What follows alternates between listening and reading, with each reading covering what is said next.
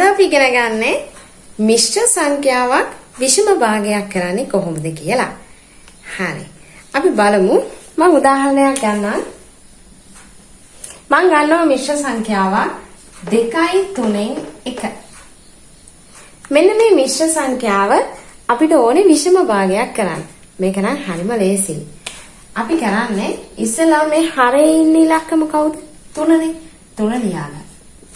ඊළඟට අපි කරන්නේ මේ 3 2ෙන් ගුණ කරන එක. 3 වරක් 2 6යි.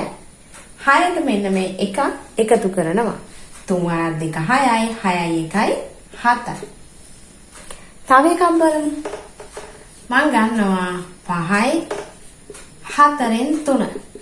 මේ දියන්නේ මිශ්‍ර සංඛ්‍යාවක්. මේ මිශ්‍ර සංඛ්‍යාව විෂම භාගයක් කරද්දී අපි ඉස්සෙල්ලම කරන්නේ මොකද? 4 ගුණ කරනවා 5න්.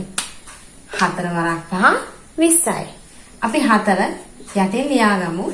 4 වරක් 5 20යි. 20ට එකතු කරනවා 3ක්. 20යි 3යි 23යි. අපි තව ගණනක් බලමු. මම ගන්නවා 2යි 5න් 3. 2යි 5න් 3.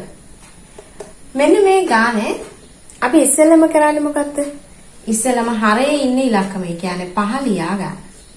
දැන් 5 ගුණ කරන්න 2. 5 වරක් 2 10යි. 10ට 3ක් එකතු කරාම 13යි. එහෙනම් මෙන්න මේ විදිහට පුතේ අපිට ඕනෑම මිශ්‍ර සංඛ්‍යාවක් විෂම භාගයක් කරලා ලේසියෙන්ම ලියන්න පුළුවන්.